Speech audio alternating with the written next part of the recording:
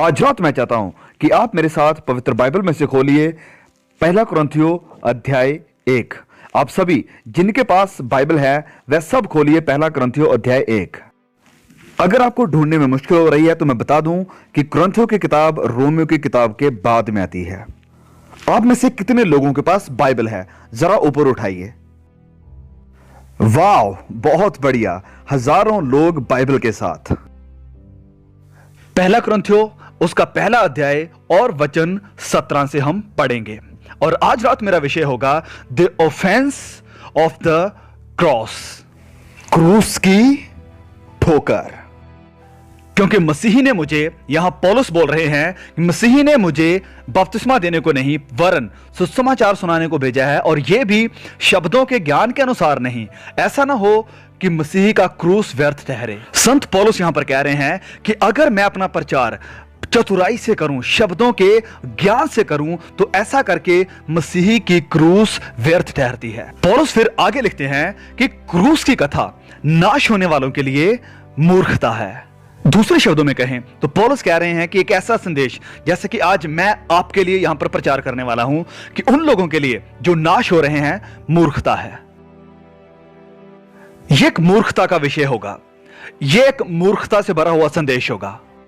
यह बात संत पौलुस ने कही थी आज से हजारों साल पहले, क्योंकि लिखा है कि मैं ज्ञानवानों के ज्ञान को नाश करूंगा और समझदारों की समझ को तुच्छ कर दूंगा।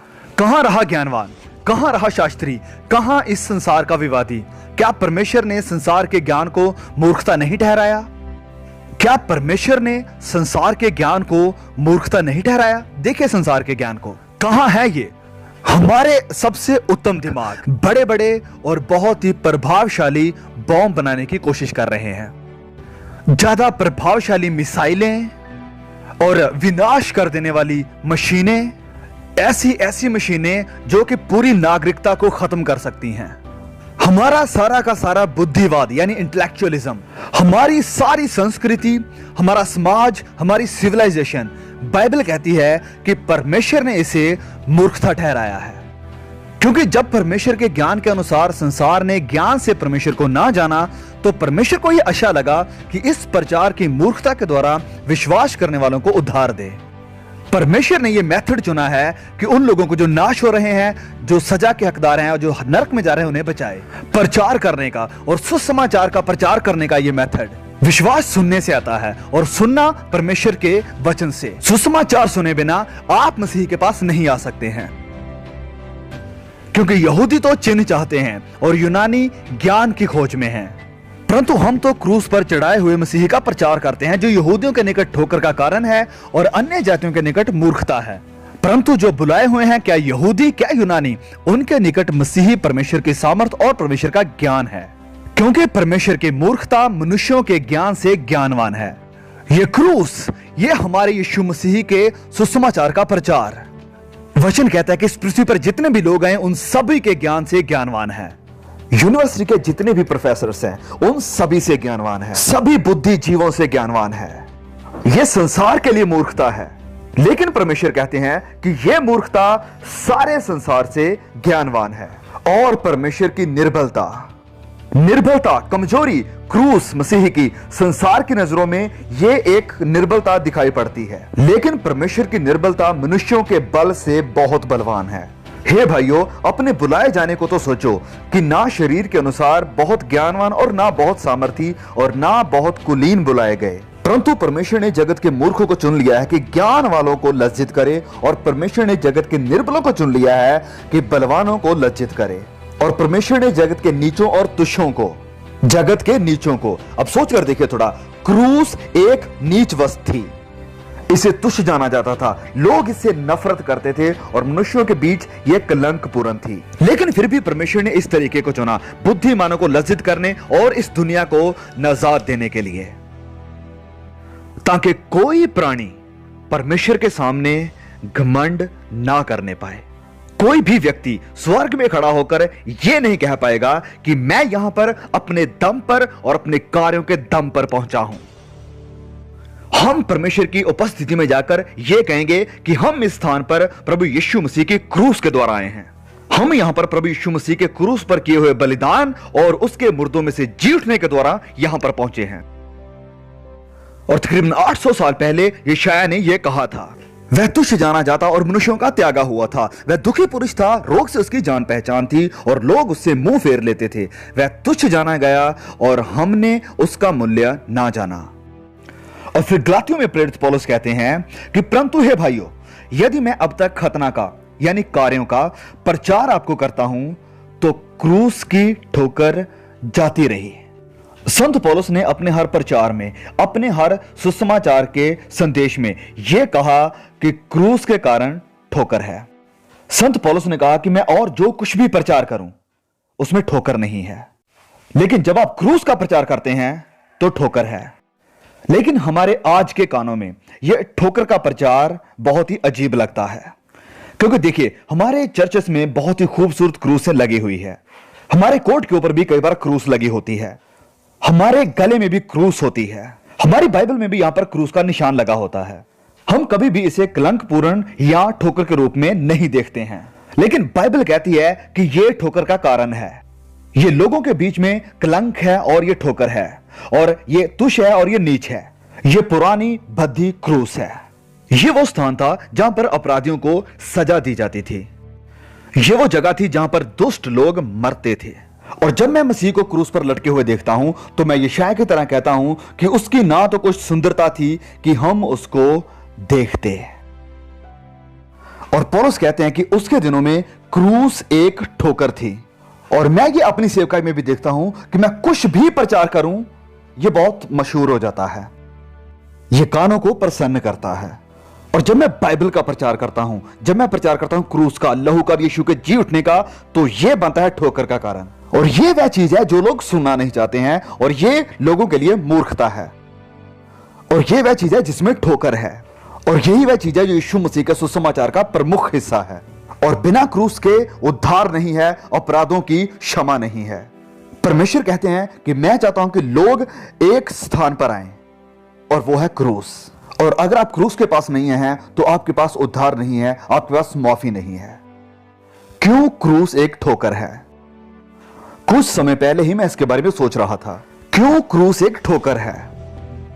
मैं देखता हूं यीशु क्रूस के ऊपर लटके हुए, मैं उन्हें देखता हूं मेरे लिए कुर्बान होते, मैं लहू को बहते हुए देखता हूं, मैं उसके हाथों में कीलों को देखता हूं, मैं उसके पांवों में भी कील लगे देखता हूं, और मैं यीशु मसीह को देखता हूं पाप के लिए ठोकर के ऊपर मरते हुए। यह ठोकर क्यों है? सबसे पहले क्रूस एक ठोकर है क्योंकि यह सारे संसार का दोष है।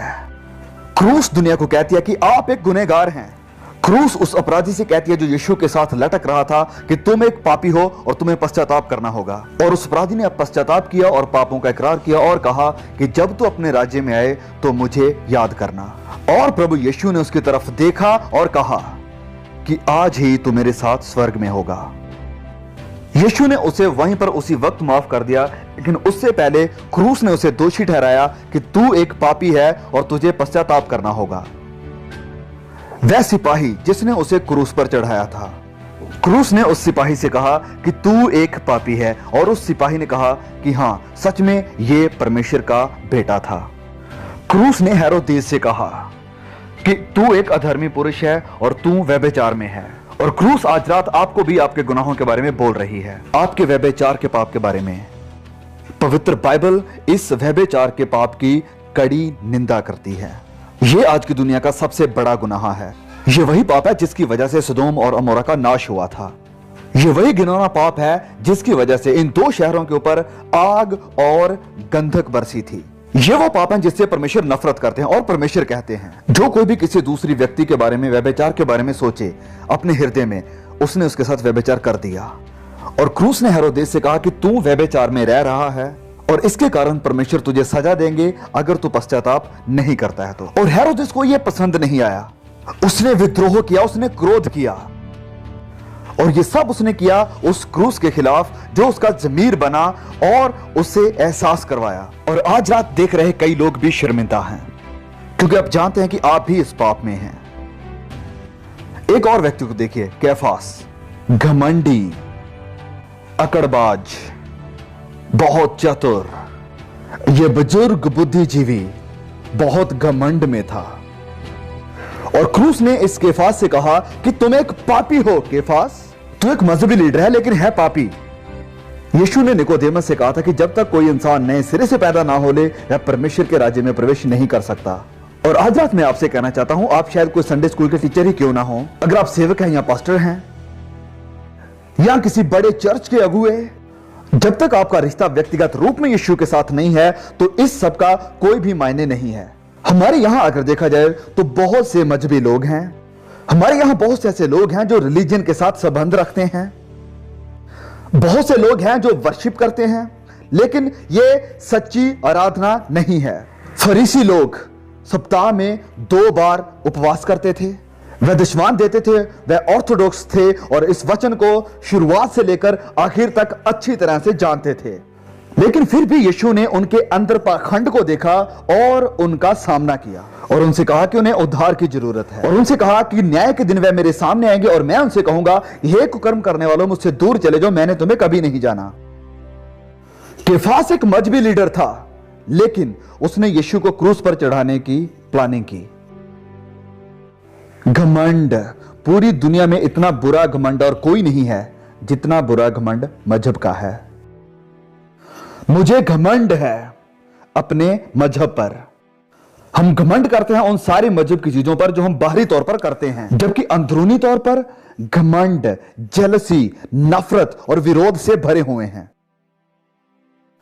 लेकिन दिल के अंदर प्रेम नहीं है, और इससे सब लोग जानेंगे कि तुम मेरे चेले हो यदि तुम एक दूसरे से प्रेम रखते हो।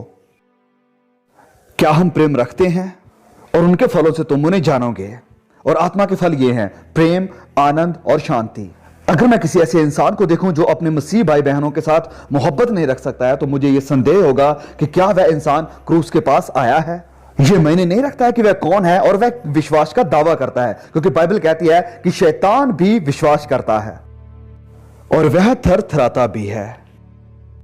वह विश्वास करते और थरथराते हैं, लेकिन उनके पास उद्धार नहीं है।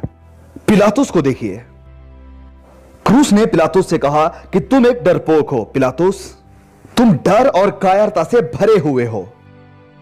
पिलातुस, तुम एक पापी हो। और उसे यह पसंद नहीं आया, वह घबराया और उद्धारकर्ता से दूर चला गया।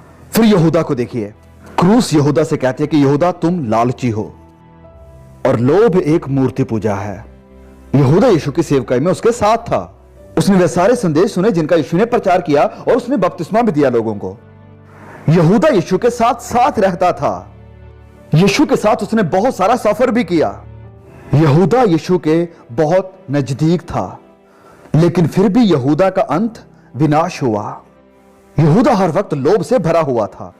यहूदा का अंत विनाश हुआ क्योंकि उसने कभी भी यीशु मसीह की उपस्थिति को व्यक्तिगत रूप में उसका एहसास नहीं किया और ना ही उसे जाना। वह ना तो सच्चाई को समझा और ना ही विश्वास के साथ क्रूस के पास आया।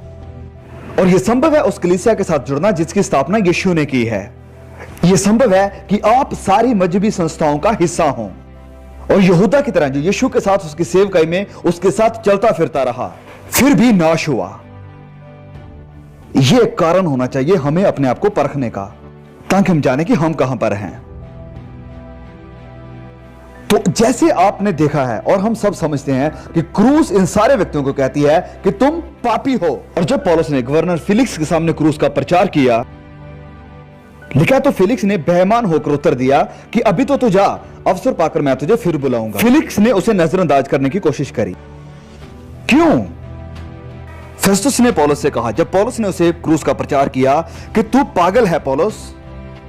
अग्रिप्पा ने उसे कहा कि थोड़े ही समझाने से तू मुझे मसीही बनाना चाहता है। और सदियों से क्रूस ने ऐसा ही किया है, दोषी ठहराया है उन सब अपराधियों को जिनके अंदर घमंड है, नफरत है, लालच है, बुरी अभिलाषा है, बुराई है, व्यभिचार है और बुरी कामना है। और क्रूस इन सब को कहती है कि तुम पापी हो। और इसी कारण बाइबल ने इस सच्चाई को प्रकट किया है कि सब ने पाप किया और परमेश्वर की महिमा से रहित हैं। और जब मैं क्रूस के कदमों में आता हूं तो पहली बात जो मैं कहता हूं वो ये है कि मैं एक पापी हूं। और फिर वचन कहता है कि लोगों ने अंधकार से प्रेम रखा क्योंकि उनके काम बुरे हैं। आप क्रूस की रोशनी को नहीं चाहते हैं, और इस कारण क्रूस ठोकर का कारण बनती है। इस कारण ये मूर्खता बनती है। जब आपको ये एहसास हो जाता है कि आपको पश्चाताप करना होगा, जब आपको ये एहसास हो जाता है कि आप एक पापी हैं और आप कहते हैं नहीं नहीं, आप घबराते हैं और वापस अंधकार की दुनिया में चले जाते हैं और क्रूस की किरणें आपके अंदरूनी हिस्से में जाना शुरू करती हैं, आपके घमंड में, आपकी मूर्ति पूजा में, आपकी दुष्टता में, आपके व्यभिचार में और आपकी जिंदगी के सारे गुनाहों में क्रूस एक रोशनी भेजती है और आप घबराते हैं और कहते हैं नहीं नहीं, मुझे एक्सपोज मत करो। और क्रूस आपके अंदरूनी अंधकार में जाती है, उस हिस्से में जहां आपके पति या आपकी पत्नी भी नहीं जा सकती है, जहां आपका परिवार नहीं जा सकता है, जहां आपका सबसे बेस्ट दोस्त भी नहीं जा सकता। आपके दिल की गहराइयों में जाती है और वहां पाप को देखती है और उन्हें रोशनी में लेकर आती है। और परमेश्वर कहते हैं कि वह दिन आता है जब सारे गुप्त पाप प्रकट होंगे। और क्रूस आज आपको कहती है कि आप पापी हैं और पश्चाताप करें। और इस कारण क्रूस एक ठोकर का कारण बनती है। और ये ठोकर है आज हम सब के लिए जो यहां पर पापी हैं, क्योंकि हम नहीं चाहते कि कोई कहे कि हम पापी हैं और हम ये मानना नहीं चाहते हैं कि हमने परमेश्वर के नियम तोड़े हैं। देखिए, हम सब घमंडी हैं। हम इस पुरानी क्रूस के सामने नहीं आना चाहते हैं जहां लहू की धारा बहती है और कहें कि प्रभु मैं गुनहगार हूं, मुझे माफ कर दो। हम ये करना नहीं चाहते हैं क्योंकि इसके लिए नम्र होना पड़ेगा। और फिर दूसरी बात, यीशु की क्रूस एक ठोकर है क्योंकि उसके ऊपर लहू बहाया गया था।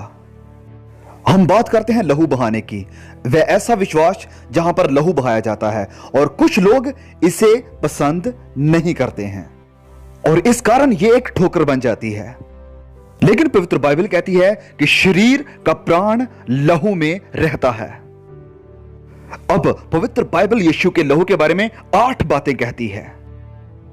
सबसे पहली बात यह कहती है कि यह लहू प्रायश्चित का लहू है। रोमियो 3:25 में लिखा है कि उसे परमेश्वर ने उसके लहू के कारण एक ऐसा प्रायश्चित ठहराया जो विश्वास करने से कार्यकारी होता है कि जो पाप पहले किए गए उनके विषय में वह अपनी धार्मिकता प्रकट करे। यह शब्द प्रायश्चित का मतलब है मर्सी शीट। यह एक मीटिंग प्लेस है जहां परमेश्वर हमारे अपराधों को ढक लेता है। और मैं आपसे कहना चाहता हूं कि आपके पाप कभी भी ढके नहीं जाएंगे बिना उस लहू के जो हमारे लिए बहाया गया। और फिर दूसरी बात, यह छुटकारे का लहू है। प्रकाशित वाक्य अध्याय 5:9 में लिखा है, और वह एक नया गीत गाने लगे कि तू इस पुस्तक के लेने और उसकी मोहरें खोलने के योग्य है, क्योंकि तूने वध होकर अपने लहू से हर एक कुल, भाषा और लोग और जाति में से परमेश्वर के लिए लोगों को मोल लिया है। हम मोल लिए गए हैं यीशु मसीह के लहू के द्वारा। हम सोने चांदी या किसी और महंगी वस्तु से मोल नहीं लिए गए हैं। यह परमेश्वर ने भुगतान किया है अपने इकलौते बेटे को देकर, जो हमारे लिए क्रूस पर मरा, हमारे छुटकारे के लिए। वह अपने किसी एक ग्रह को दे सकता था। इस कायनात में करोड़ों चीजें थी देने के लिए। वह एक ग्रह दे सकता था, सारा तेल, सारा सोना, सारी चांदी, सब कुछ, क्योंकि यह सब कुछ उसी का ही है।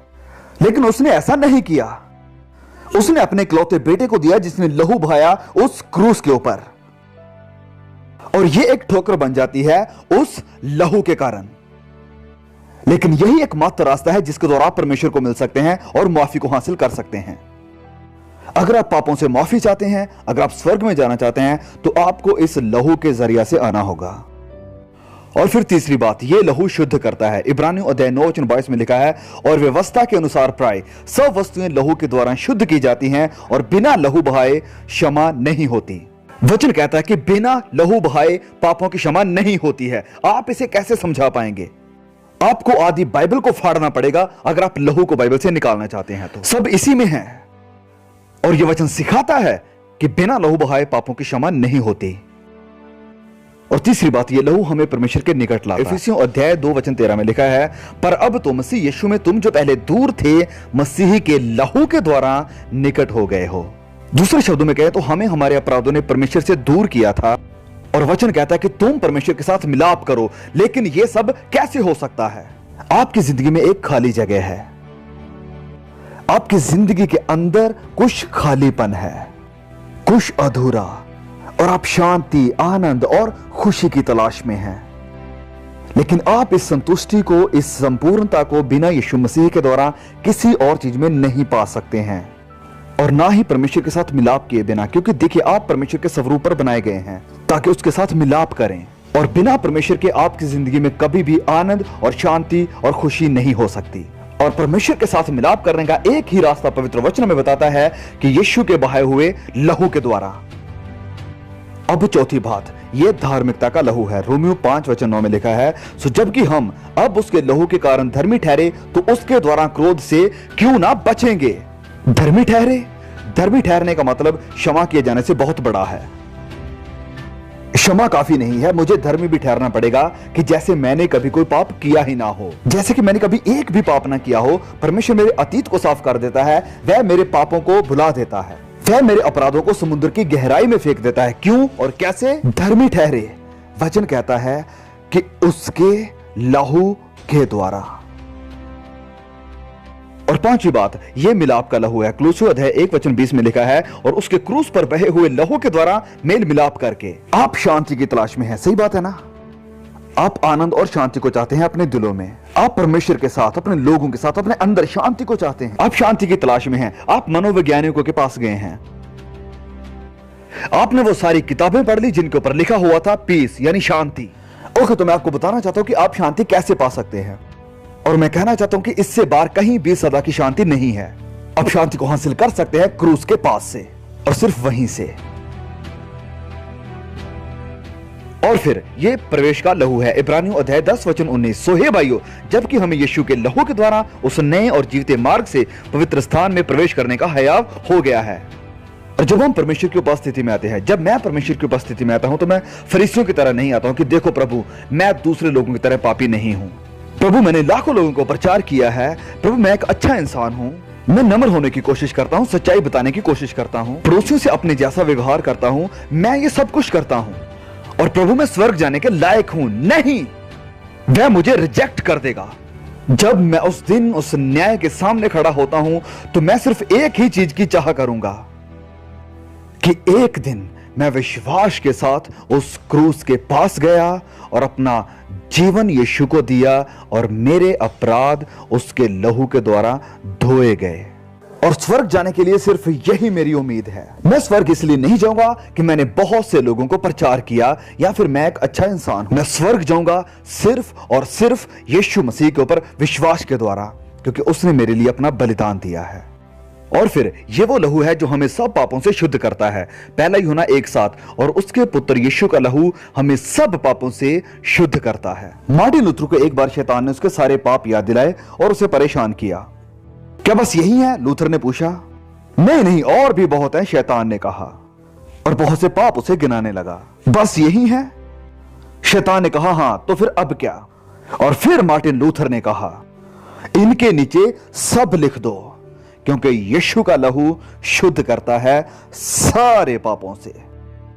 क्रूस के बारे में बहुत सारे रहस्य हैं, बहुत सी बातें हैं क्रूस के बारे में जो मैं नहीं समझता हूं, लेकिन एक बात मैं जरूर समझता हूं, उद्धार का यही एक रास्ता है, और मुझे विश्वास के साथ इसके पास आना होगा। और फिर चाहे यह मूर्खता या बेवकूफी की बात क्यों ना लगे, और फिर चाहे यह अच्छी बात ना लगे, और फिर चाहे लोग मेरे ऊपर हंसें, लेकिन परमेश्वर ने यही एक रास्ता चुना है क्रूस के प्रचार का, जिसके द्वारा वह लोगों को अपने निकट लेकर आता है।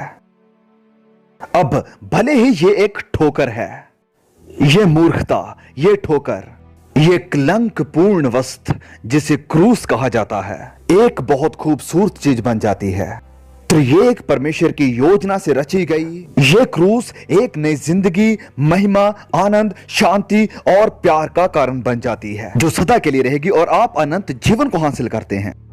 और फिर आपके पास आती है ताकत मसीही जीवन जीने की और मसीही की आज्ञाओं को मानने की। वह आपको जो नई सामर्थ देता है, ये आज रात आपकी है, और ये मुफ्त है, क्योंकि मसीह ने इसके लिए क्रूस पर कीमत चुका दी है।